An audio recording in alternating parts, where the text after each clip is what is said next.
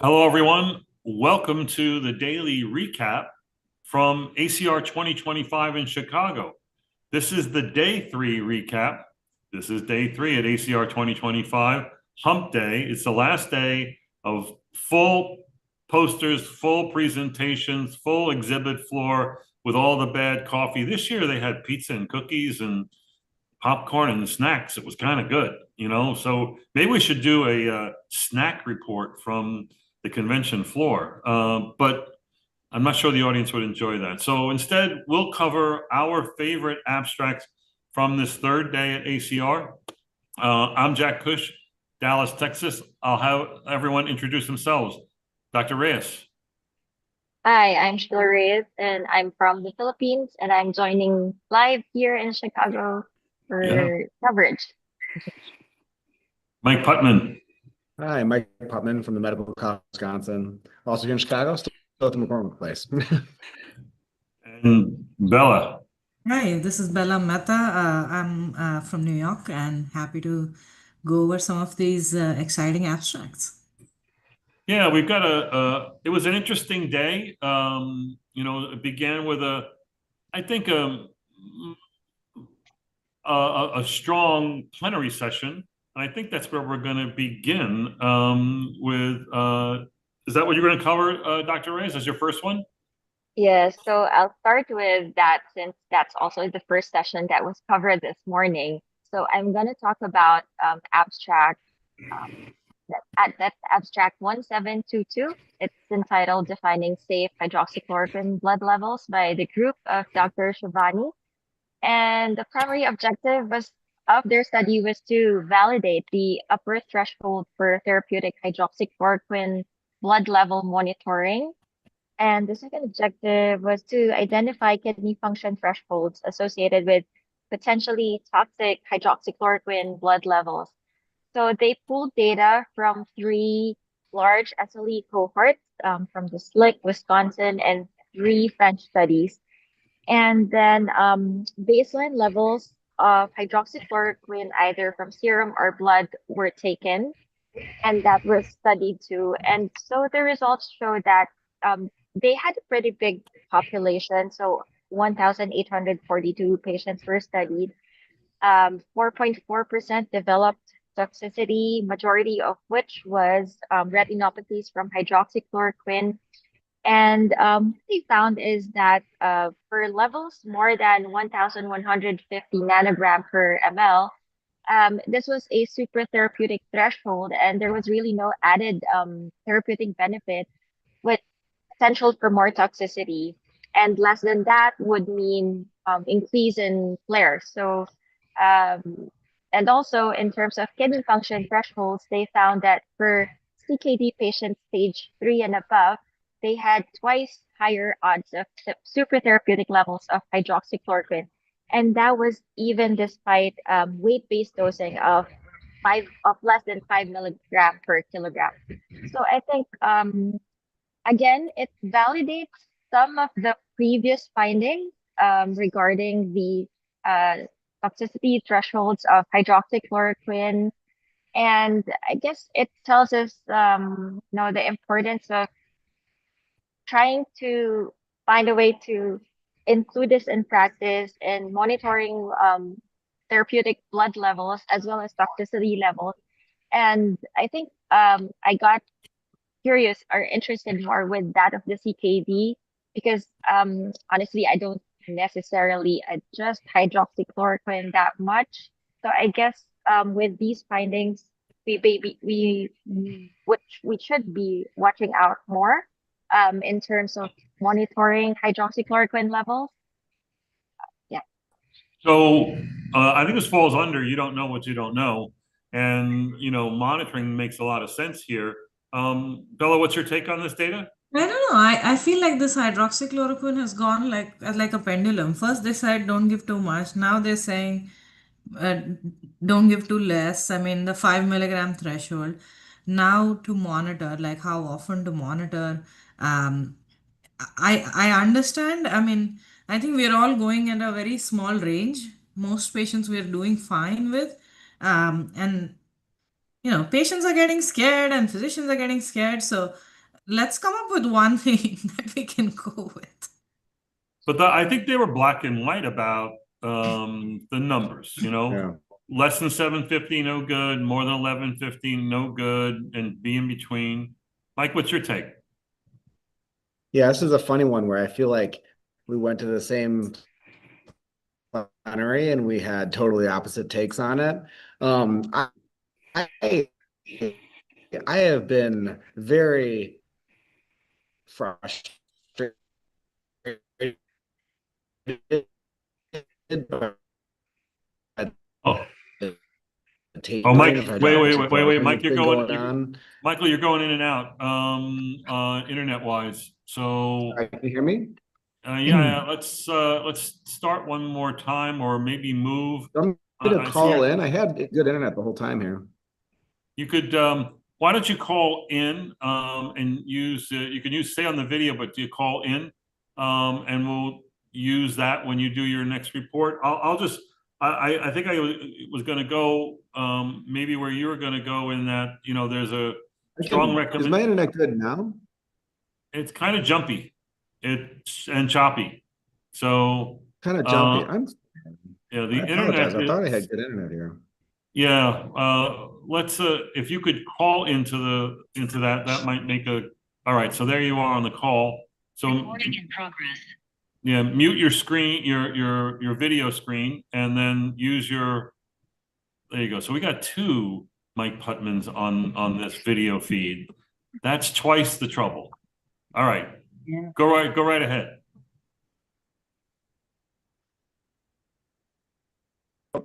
How's my audio now? Yeah. Oh, good. Well, What do now we need you to get a turn lot. on? I mean, maybe while we're waiting for him, all I'm saying is that how often do you do this, right? Like patients' compliance has changed for these drugs, so um, it's fine to do it once and then making sure that this is okay. I don't expect this to be doing this every 3 months. Like that's expensive. That's Oh, not useful. right. Like once you know that this is an okayish dose, then I would just like it's a one-time thing from a cost perspective also. I think Yeah. that the group that does a lot of it, Michelle Petrie's group, it's not a one-time thing, but it I is a know. periodic thing, and it's done early on. When you're just doing that dosing. One of the points of the paper was that even when you're doing the prescribing, guidelines of less than 5 milligrams per kilogram, 52% were subtherapeutic, and 17 or 18% were super therapeutic, even though you're in that nice guideline window. So again, you might assume if everyone's doing well and you don't know the levels, then you assume everything is well. But why not optimize things with a tool? And it's not like this is $1,000 test, and it is commercially available. The fact is, it was not available at my medical center before I left there. It is commercially available in a number of places. I don't know the cost, but it's more than a rheumatoid factor and less than a biologic is what I would say at this point. But unless someone knows the actual cost.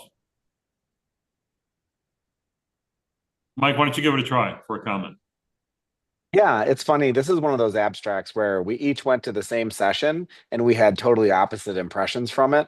The thing that I thought was the most interesting was actually that levels under 750 were associated with an increased risk of flares, and a dose under 5 milligrams per kilogram was associated with an increased risk of flares.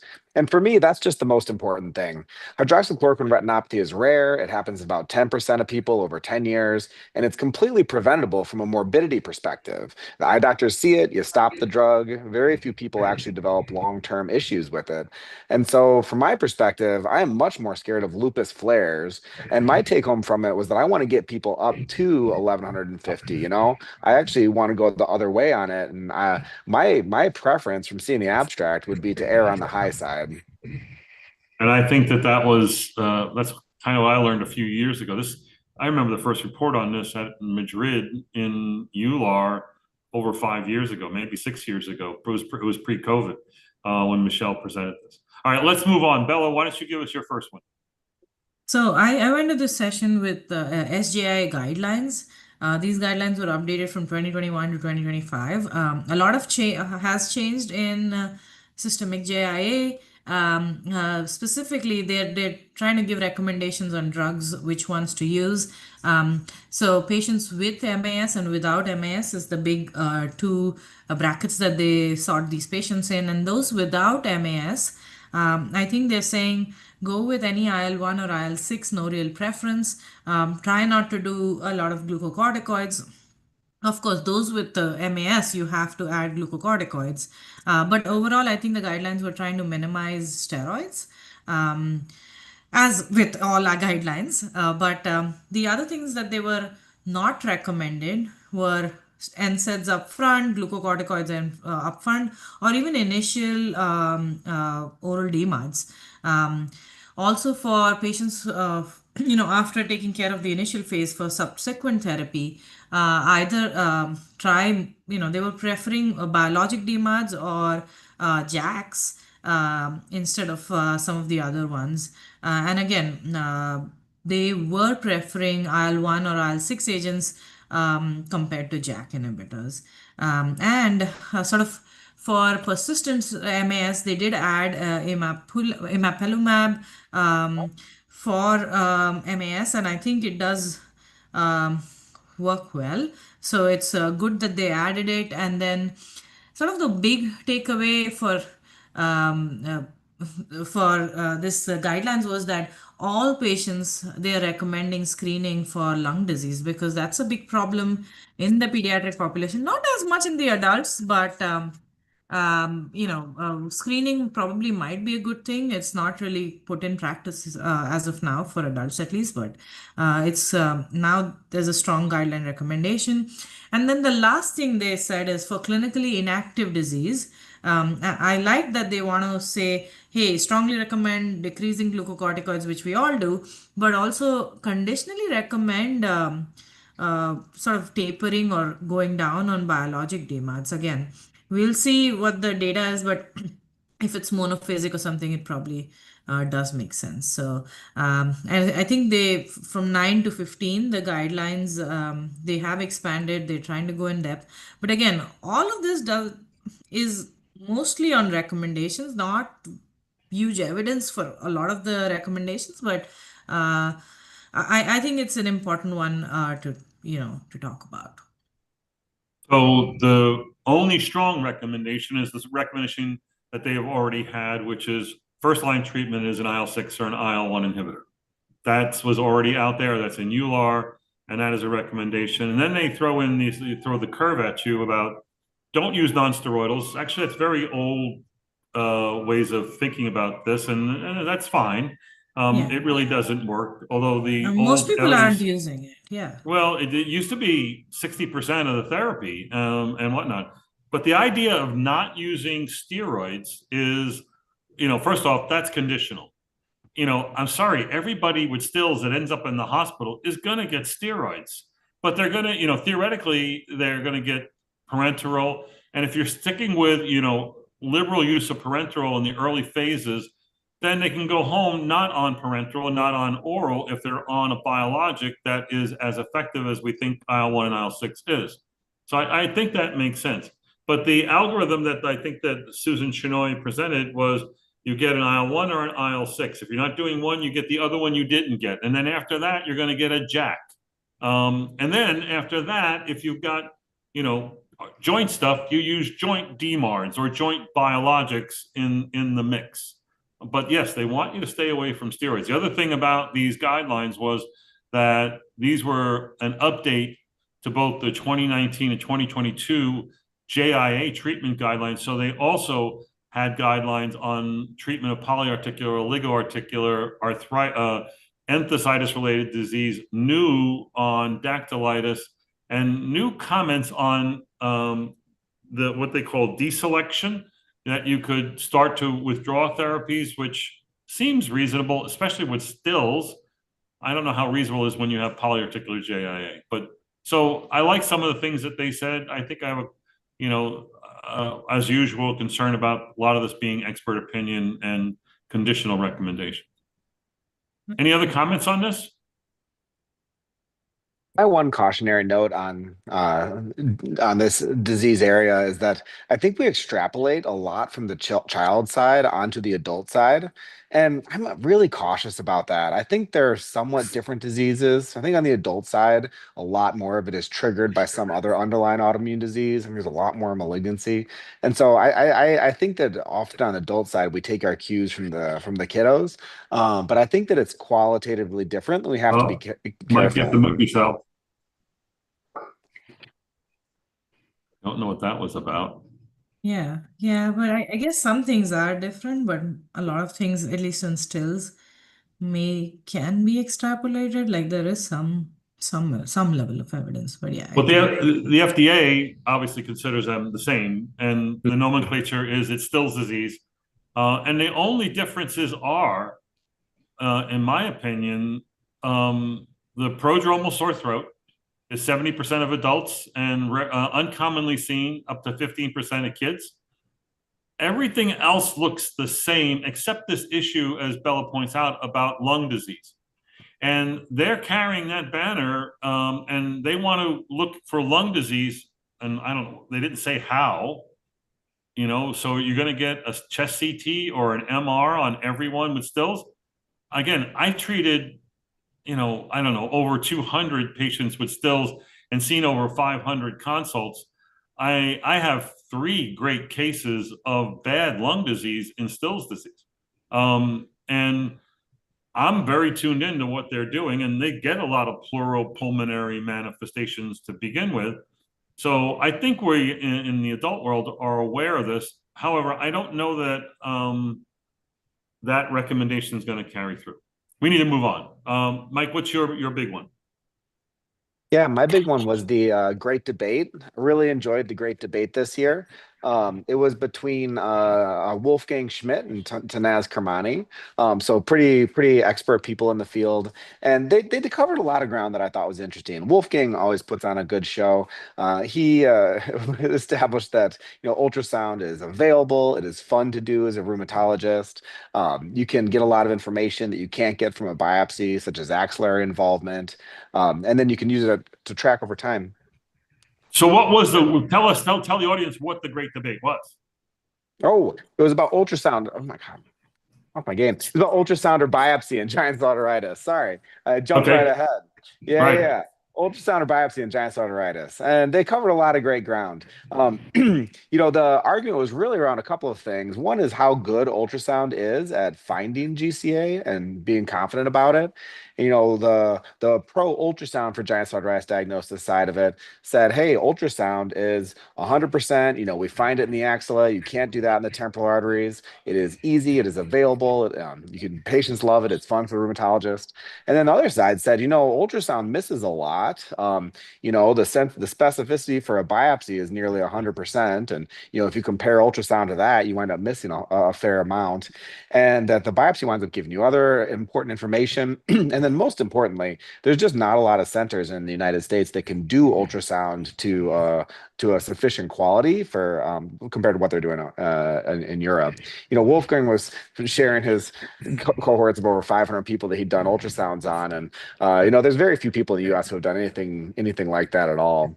So I really think that it was a fun debate because it sort of synthesized how I feel about this, which is that ultrasound's a great modality. If you can do it, can help you risk stratify people. For folks who are really low risk, a normal ultrasound kind of rules it out. People who are really high risk, and a positive ultrasound maybe is enough to rule it in. Great to see those axillary arteries. But then people in the middle, I'm still doing a whole lot of biopsies. And I think that's going to remain the gold standard in the United States for some time to come. But kind of a fun debate, and I always like that format for learning things.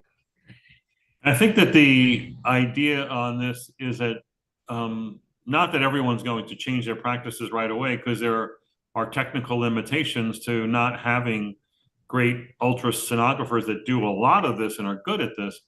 But I think this coming up and being debated this way lets the rheumatology world know that this is where we're going, that you need to push for this in your environment and where you work. And maybe you're not the ultrasonographer that's going to do it, but having that conversation. At my center, I remember having this conversation going back 10 years when they said we can do it, but we don't know how good we are at it. and now they're reasonably experienced and they can do it. So let me ask Sheila and Bella, is this being done where you're practicing, Sheila? Yeah, so I think the difficulty or the challenge really lies in the expertise or the being able to do the ultrasound or even the biopsy. I mean, in my center, not all for example, not all radiologists would be trained in doing ultrasound of the arteries. And that being said, even the biopsy. So I guess there really is a challenge in terms of how to use um, these diagnostic tests, and especially, for example, if it's the biopsy, most of the time patients have already been on treatment before they even get to do a biopsy, if there would be one. However, ultrasound is, at least in my country, it's relatively cheaper than doing a biopsy. Sure. Bella, what about HSS? In theory, there is somebody who can do an ultrasound, but it really doesn't happen. And the quality, it depends. It's so user dependent, I feel like. And it's easier, like there's a protocol in place, there's a system in place to get the biopsies. So I still think that most people are sending patients out for biopsies, like even if it's bilateral. Changes takes time. That's right. That's And right. then there's like all these newer sort of CT and MR protocols which look at the arteries. So those are also done in these iffy cases. So Yeah, well, and I mean, they should be done with a new diagnosis. You should be looking for the extratemporal other vessels and being involved anyway. So, but making the diagnosis by one method or another is still is going to be the ongoing debate. So my first presentation is going to be a late breaker from today. It was LB 15. And it was from Geneva, 2 centers in Geneva, I think, and 1 center in Australia. They did a small pilot study looking at the role of dietary fiber on microbiome and DMARD responses in RA. 49 patients, yeah, it's small. 1 month trial, that qualifies as pilot, right? An unknown number on methotrexate, it was more than a dozen. And what they found was that when they looked at and it was double-blind, randomized, placebo-controlled, 49 patients, that those who received fiber had improvement in their EULAR good scores and in their DAS scores. Now, let's say right off the bat, these were mild patients. Their mean number of tender joints was 6 or 7. Mean number of swollen joints was 1.8 and 2 in the 2 different cohorts that we looked at. The CRP was roughly 7 milligrams per liter. So, modest activity, but to have like 53% develop a EULAR good on fiber versus 20, I want to say 23, 24% on placebo, that's a little eye-opening. And then when they looked at where the benefits were seen, it was in the methotrexate population. Methotrexate treated patients who were taking fiber had a minus 1.0 drop in their DAS score, their DAS 28 score, which would have been low, although I don't know what that number was. It would have been fairly low, but it dropped -1. The placebo population dropped minus 0.38.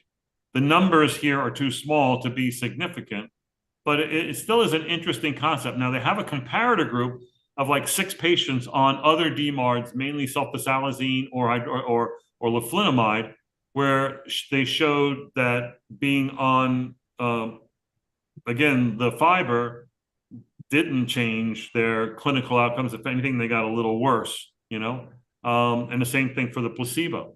So I like this as a proof of concept. It goes to, in learning about the microbiome from Jose Scher and others, one of the things I've learned is, the microbiome's cool, but maybe the real secret to the whole microbiome story is what the microbiome does to pharmacokinetics and pharmacodynamics. And we know this to be true in oncology studies, where it's really a big issue.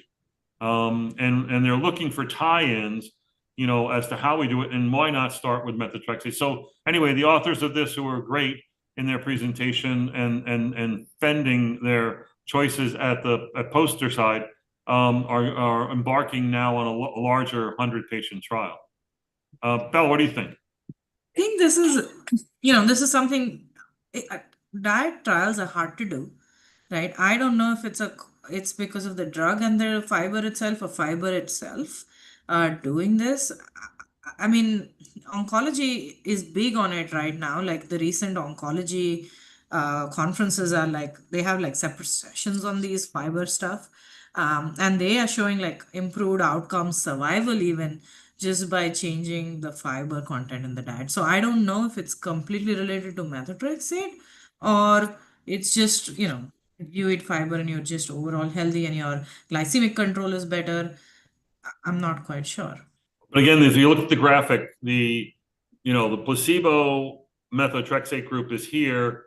The fiber methotrexate group is down here with a negative change in that. So it looks like there's an effect.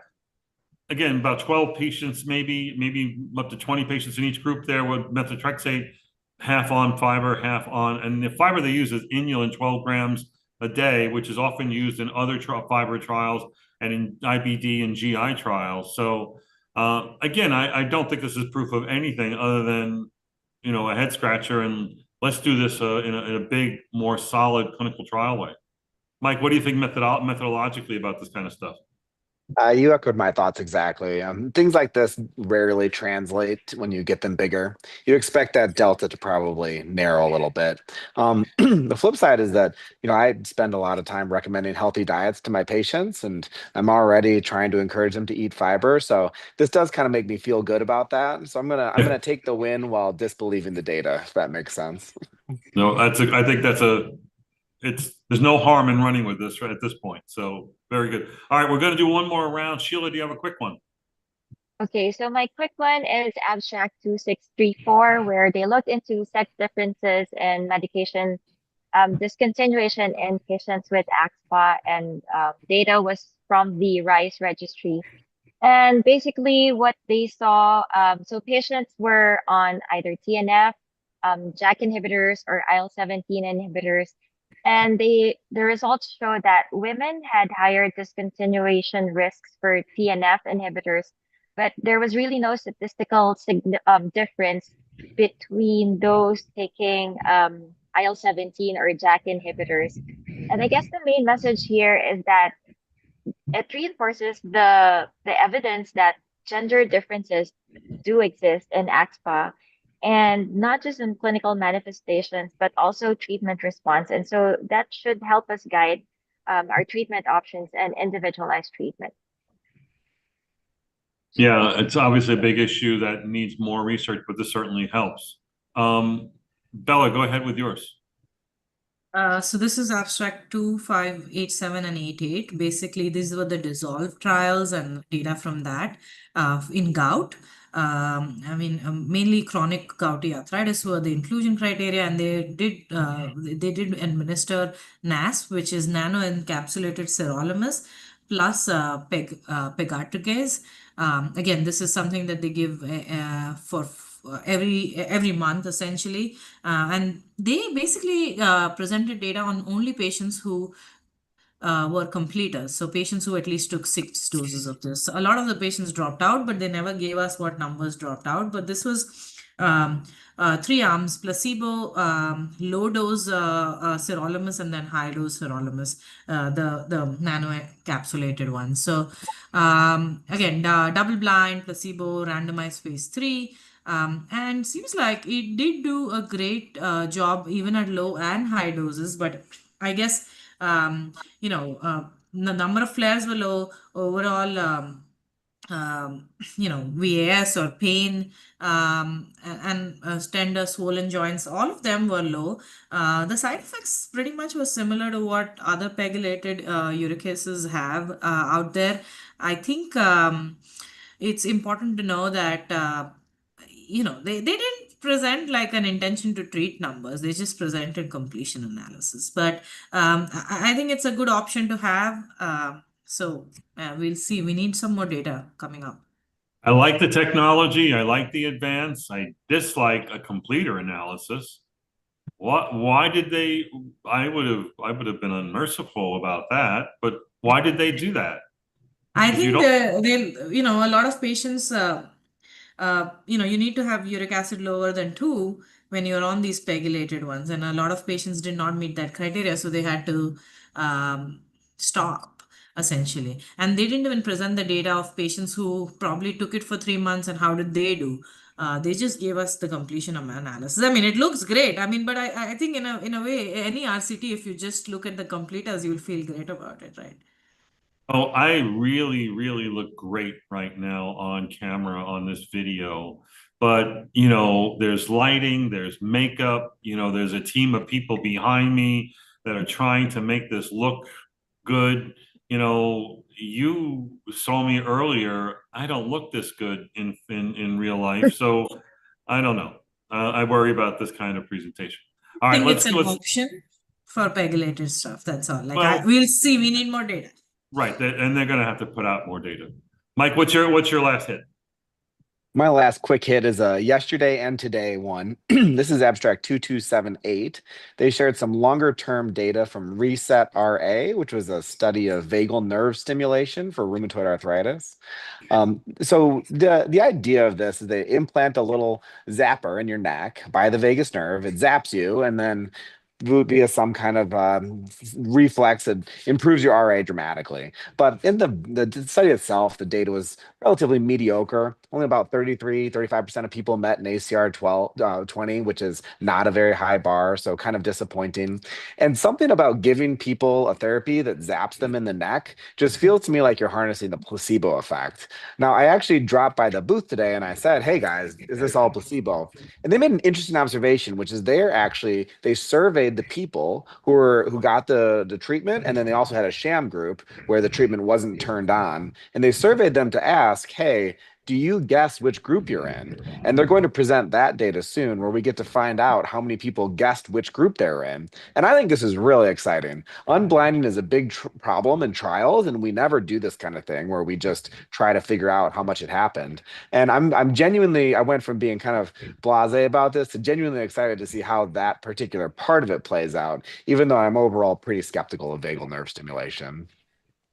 Yeah, it's obviously a new entity, just recently FDA approved. Yep. FDA approved based on a 40-ish% ACR20 at their first time point, which was week 12, Yeah. and a very low placebo rate that was below 20%. So that was, that's what made it all significant. This issue of unblinding was brought up in the presentation. And it was discussed, and you I think portrayed it very well. The other thing is that most of these people are going to get their 1 minute of vagal nerve stimulation in the middle of the night while they're sleeping. 4 a.m. Yeah. And the company's point of view on this is that, well, how do we know? How do they know? It's a brief thing and whatever, but I don't know that that's good evidence of maintaining a blind, because if you've ever seen nighttime photos of people sleeping and the things that wake them up, including dogs and spouses who have a flail arm and whatever, they don't remember any of it, but it happened, and they were subjected to interferences and whatnot. So anyway, it'll be interesting to see. I think there's enthusiasm about this approach because it's a non-medicinal approach, but it certainly has some challenges to it, including it has to be implanted by a neurosurgeon, and there are going to be certain centers that will do that. So, Well, you But- know what can stimulate vagus nerve naturally? Exercise, music, meditation. Yeah. I mean, those things are things that we want our patients to do more than a minute a Yeah. day, and it might have effects too. So, it's those are the cheap ones to do to You know, ask I patients. actually really like that because I've already had a couple patients asking me about that, and I didn't quite know what to say. And so I think that's going to be my take-home point, that there are many other ways to do this that have other ancillary benefits and no surgery. all right. I like the idea of the controversy creating a conversation, which will make people and patients better. My last one is another late breaker, LB06, from Frank Behrens. This was a head-to-head trial of secukinumab versus ustekinumab in psoriatic arthritis who previously were treated with TNF inhibitors. And the 119 patients with on average 14 tender joints and 7 swollen joints randomized to get standard doses of secukinumab or ustekinumab. And the endpoint here was a week 28 response. Secukinumab was better than ustekinumab at an ACR 50 of 48% versus 24%. Similarly, the PASI 90 scores were better, but a little bit closer here, 48% versus 40%. Secukinumab over ustekinumab. We don't have many head-to-head trials in rheumatology, certainly in psoriatic arthritis. I think and there are no different safety signals here. So reasonable size trial. I like the head-to-head study. I think this will probably get published and whatnot, but it looks good. And does this reflect what people will do? Remains to be seen. Okay. All right. So let's move. Let's close out here. We want to thank our audience for listening to this day 3 recap. We're going to conclude the meeting tomorrow with a day 4 recap. Mike Putman's going to host that because I'm going to be in another meeting, but same time, 5 p.m. Central. Tune in either here on Zoom in Room Now or the Room Now website or X or LinkedIn or Facebook. We're going to be live streaming. Everyone, thank you very much for your contributions.